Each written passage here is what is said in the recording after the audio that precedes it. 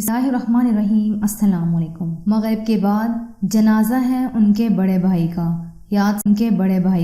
یاد سے بتا دیجیے گا۔ آواز کہہ کر جانے کو مڑی، کن کی بات کر رہے ہیں آپ؟ اندر سے ڈری سہمی سی آواز آئی، جوان ہوتی کوئل جیسی آواز جس میں پروں کی سی نرمی تھی اور جڑوں کی سی سختی۔ کیا یہ زہرا بیگم کا گھر نہیں ہے؟ زہرا بیگم نہیں، زہرا بی بی اس کا ہی گھر ہے، لیکن آپ کس کی بات کر رہے ہیں؟ اماں کا تو کوئی بھائی نہیں ہے، وہ تو اپنے والدین کی اکلوتی تھی۔ آپ کو یقیناً کوئی غلط فہمی ہوئی ہے۔ تو اندر سے آنے والی جوان آواز اس کی بیٹی کی تھی۔ بتانے والے نے چند لمحوں کے لیے ساری صورتحال پر غور کیا۔ کیا اسے آگے کچھ بولنا چاہیے؟ مجھے کوئی غلط فہمی نہیں ہو رہی، میں ان کے ہی بڑے بھائی کی بات کر رہا ہوں۔ آج صبح فجر کے وقت ان کا انتقال ہو گیا ہے، مغرب کے بعد جنازہ ہے۔ آپ بس اتنا بتا دیجیے گا کہ زہرا بیگم آئیں تو انہیں یہ پیغام دے دیجیے گا۔ اچھا، تز بذب میں کہا گیا۔ پھر جلدی سے اگلا سوال پوچھا گیا، پتہ کیا ہے؟ کس جگہ ہے جنازہ؟ اس کے سوال پر باہر خاموشی سے بڑھ کر سناٹا چھا گیا، جیسے پیغام دینے والا سرے سے وہاں موجود ہی نہ ہو۔ کس جگہ ہے جنازہ؟ سارا کو پھر سے سوال دہرانا پڑا۔ ہیرا منڈی، آدمی نے جتنی ہلکی آواز سے کہا اتنی ہی تیز آواز سے 2.5 مرلے کا ٹوٹا پھوٹا گھر سارا کے وجود کے اوپر آ گرا۔ اماں آئی اور اس نے روز کی طرح سبزی کو تخت پر رکھا اور اپنے پرانے برگے کی گرا کھولنے لگی۔ زہرا بیگم، سارا نے دروازہ بند کر کے پلٹ کر کہا۔ ماں نے مڑ کر اپنی ہی کوکھ جنی کو دیکھا، جس کا لہجہ آج اس کی کوکھ کا انداز نہ لیے ہوئے تھا۔ تیرا کوئی بھائی بھی ہے اماں؟ ماں کو چپ لگ گئی۔ میں نے پوچھا کہ تیرا کوئی بھائی ہے؟ آواز کٹاری کی طرح تیز سی۔ کیا ہو گیا ہے سارا؟ تجھے پتا تو ہے کہ میں اپنے والدین کی اکلوتی تھی، تو پھر وہ جو ہیرا منڈی میں مر گیا ہے وہ کون ہے؟ ماں کے چہرے کے سارے سفید رنگ کافوری پڑ گئے۔ کس نے کہا تجھ سے؟ ایک آدمی آیا تھا، کہنے لگا کہ زہرا بیگم آئے تو یہ پیغام دے دینا انہیں۔ بیگم پر خاص زور دے کر کہا تھا اس نے۔ بوڑھی ماں کو پہلے تو یقین ہی نہ آیا، اور جب آیا تو تیزی سے پلٹی دروازے کی طرف اور آنسو ملی آواز میں چلائی، ویرے! لیکن دروازے پر پہنچ کر وہ وہاں ہی ساکت ہو گئی۔ سارا نے دروازے پر تالا ڈال رکھا تھا۔ شک کی چابی دیسی تالے میں ڈال کر ذہن کے سارے کواڑ بند کر لیے گئے تھے۔ اب زنگ جو اترا تھا تو خون کا ذرہ ذرہ پھڑ پھڑا رہا تھا۔ کیا تھی تو ماں؟ کیا ہے تو؟ اتنا بڑا دھوکہ، اتنا بڑا فریب! تو طوائف زادی ہے؟ اسے اس بات کی پرواہ نہیں تھی کہ اس طوائف زادی کا بھائی آج ہی مر گیا ہے۔ وہ تو بس یہ سوچ رہی تھی کہ اس کی عزت کا جنازہ آج نکل گیا ہے۔ بول اماں۔ ہاں، ماں نے وہ اعتراف کر لیا جو وہ سالوں سے چھپاتی آ رہی تھی۔ پھر مجھ سے کیوں چھپایا تو نے یہ سب؟ میں گندا خون ہوں؟ چھی! گھن آ رہی ہے مجھے خود سے اور تجھ سے بھی، وہ کہہ نہ سکی، اسی لیے اس کا اشارہ اس کے لہجے کی طرف تھا۔ کیا فرق پڑتا ہے؟ میرا خون تو اب بھی وہی ہے نا بازاری۔ اچھا، اب تجھے پتہ چل ہی گیا ہے تو مجھے جانے دے۔ کہاں؟ وہ اس کے سامنے آ کھڑی ہوئی، اپنے بھائی کی میت پر۔ کل تک تو تیرا کوئی بھائی نہیں تھا، کہا نا؟ جھوٹ بولتی رہی تھی میں۔ پھر اسی جھوٹ کو اب اپنی زندگی سمجھ لے۔ میری زندگی میں تو وہاں جانے سے رہی۔ ایسے کیوں کہہ رہی ہے سارا؟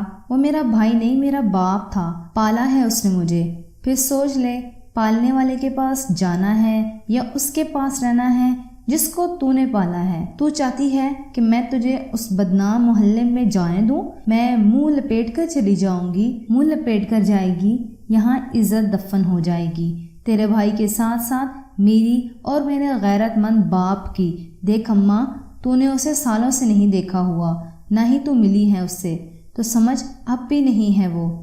کیسے نہیں ہے وہ؟ میں ملی نہیں اس سے، لیکن وہ زندہ رہا میرے دل کے اندر، سمجھ اب اندر بھی مر گیا ہے۔ دیکھ اماں، میں تجھ سے بھی یہ بات نہیں پوچھوں گی کہ تو کیا تھی، کبھی تانا نہیں دوں گی، لیکن اب اس مرے ہوئے کے پاس نہ جا۔ سارا، وہ میرا باپ تھا، مجھے اپنی ماں سے بڑھ کر پیارا ہے وہ، مجھے اس کا آخری بار دیدار تو کرنے دے۔ اچھا چلی جانا، قبرستان چلی جانا، وہاں جا کر چہرہ دیکھ لینا اس کا۔ قبرستان جا کر جب اس کا جنازہ پڑھا جا چکا ہوگا، اس کے بعد کیسے دیکھوں اس کا چہرہ، کیسے بے حرمتی کروں اس کے چہرے کی؟ میں نے تو آج تک اس کے آگے کبھی اونچی آواز میں بات نہیں کی۔ ہاں سکینہ کر لیتی تھی کبھی کبھی، اور میں اسے ہمیشہ ٹوکا کرتی تھی۔ اور روتی ماں ماضی میں جا کھوئی۔ بڑا مان تھا بھائی کو مجھ پر، میری محبت پر، اپنی محبت کی قدر پر، اور میں اکثر سوچتی تھی کہ جو مان بھائی کو مجھ پر ہے کیا وہ میں ساری عمر نبھا پاؤں گی؟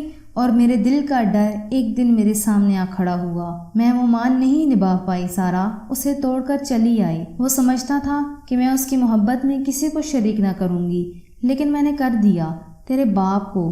سنا تھا کہ محبت ایسی چیز ہے کہ اندھا کر دیتی ہے۔ میں تو اندھی ہونے کے ساتھ ساتھ بہری بھی ہو گئی۔ بھائی کی لوریاں جو ہر وقت کانوں میں گونجتی رہتی تھیں سب بھول گئی۔ محلے میں نئی بجلی آئی تھی۔ بھائی کا دوست یاور ہمارے گھر بجلی کا میٹر لگانے آیا تھا۔ گھر میں روشنی کرتے کرتے وہ میری آنکھوں میں اندھیرا کر گیا۔ بھائی نے مجھے کبھی نہ روکا اس سے ملنے سے۔ وہ جانتا تھا کہ میں اس کو چھوڑ کر کہیں جا ہی نہیں سکتی، لیکن میں چلی آئی۔ جس رات میں زیورات کی پوٹلی سنبھالے اپنے گھر سے یاور کے ساتھ بھاگ رہی تھی، عین اسی وقت بھائی کے کمرے کا دروازہ کھٹاک سے کھلا تھا اور پھر اپنے آپ ہی بند ہو گیا تھا۔ بتی جلی تھی اور پھر بجھا دی گئی تھی۔ مجھے یقین ہے کہ بھائی نے مجھے گھر سے بھاگتے ہوئے دیکھ لیا تھا اور وہ خود ہی چھپ گیا تھا۔ اس نے گھر کی ساری بتیاں بند کر دی تھی تاکہ کوئی مجھے یہ نقب لگاتے ہوئے دیکھ نہ سکے۔ یاور کا ہاتھ میرے ہاتھ میں نہ ہوتا تو میں زمین میں ہی گڑ چکی ہوتی، وہاں ہی جیسے آج گڑ گئی ہوں۔ میں نے واپس جانا چاہا لیکن یاور نے مجھے جانے نہ دیا اور مرتے وقت بھی وعدہ لے لیا کہ میں کبھی دوبارہ اپنے گھر نہ جاؤں گی۔ تو اب کیوں وہ وعدہ توڑ رہی ہے؟ کیونکہ میں خود ٹوٹ چکی ہوں۔ یاور نے بھائی کی زندگی کا وعدہ لیا تھا، اب تو وہ مر چکا ہے۔ ہائے کیسے کیسے احسان ہیں اس کے اس گھر پر۔ میری پازیبیں آج بھی وہ 3 بار وہی خرید چکا ہے۔ یہ گھر بھی سستے میں اس نے دلوایا، باقی کے پیسے اس نے ادا کیے۔ سمجھتا ہے کہ مجھے کچھ پتہ نہیں، جبکہ مجھے سب معلوم ہے۔ مجھے جانے دے سارا، مجھے جانے دے۔ گناہ کا تعلق نفس سے تو ہو سکتا ہے لیکن رشتے سے نہیں۔ یہی بات میں آخری دم تک یاور کو بھی سمجھاتی رہی۔ خدا کے لیے تو سمجھ جا۔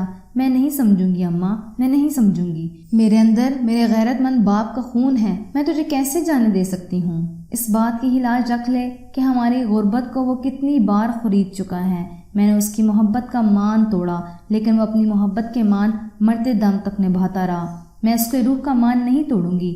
دیکھ سارا، مغرب ہونے والی ہے، جنازے کا وقت قریب آ چکا ہے، اور اگر میں نہ جانے دوں تو جاؤں گی تو میں ضرور، اور آج ہر حال میں اپنے بھائی سے ملوں گی۔ پھر گھر واپس آ کر میرا جنازہ پڑھنے کی تیاری کر لینا، کیونکہ اگر تو وہاں گئی تو میں خود پر تیل چھڑک کر خود کو آگ لگا لوں گی۔ شام رفتہ رفتہ سرکنے لگی تھی۔ دونوں ایک دوسرے کو دیکھ رہے تھے۔ یاور سے بھی میں یہی کہتی رہ گئی کہ شرمندگی گناہ سے تو ہو سکتی ہے، رشتے سے نہیں، اور وہ میرا بھائی ہے، میرا کوئی گناہ نہیں ہے، میرا رشتہ ہے۔ تجھے بھی یہی کہتی ہوں، روح کے مان جسم کے مان سے بڑے ہوتے ہیں۔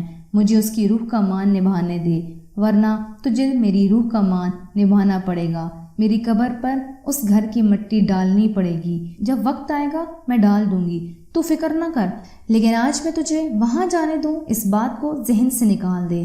سارا 2 ٹوک کہہ کر اندر چلی گئی۔ ماں تالا لگے دروازے کی چوکھٹ پر ہی بیٹھی رہی۔ اور آج میں وہاں جا کر رہوں گی، اپنے بھائی سے مل کر رہوں گی۔ آنسو پونجتی ماں بڑبڑائی، نہ جانے یہ لمحہ کیسا تھا، بدشگنی یا انہونی، یا ماں کا مان ایسا تھا کہ اسے توڑنے کی قدرت کا بھی دل نہیں چاہتا تھا۔ مغرب کا سورج رفتہ رفتہ عشاء میں بدلنے لگا تھا۔ پھر یہ رات انہی جامد لمحوں میں گزر گئی۔ سارا رات کے کسی پیر اٹھی تو اس نے چوکھٹ کے پاس بیٹھی ماں کو دیکھا۔ وہ قریب آئی تو دھک سے رہ گئی۔ ماں نے وہ کر دکھایا تھا جو وہ رات بھر کہتی رہی تھی۔ بنا تالا توڑے وہ جا چکی تھی۔ یہ اگلے دن صبح فجر کی نماز کے بعد کی بات ہے۔ ہیرا منڈی کی صبح ساری رات جا کر اب سو رہی تھی ایک لڑکی جس کی لمبی شال گلی کی گرد آلود زمین کو چھو رہی تھی۔ بوجھل قدم اٹھاتے ہوئے آخر والے مکان تک جا رہی تھی۔ پھر دستک دینے کے بعد دروازہ کھلا تھا اور ایک موٹی توند والا آدمی نمودار ہوا تھا۔ جی کیا کام ہے؟ آنگن کی مٹی چاہیے۔ کس لیے؟ زہرا بیگم کی قبر پر ڈالنے کے لیے۔ اندر بتا دیں کل رات ان کا انتقال ہو چکا ہے، آج مغرب کے بعد جنازہ ہے۔ اگر آپ کو آج کی سٹوری پسند ہے تو ویڈیو کو لائک اور شیئر کیجیے گا اور چینل کو سبسکرائب کر لیجئے تاکہ نئی سٹوری آپ کو سب سے پہلے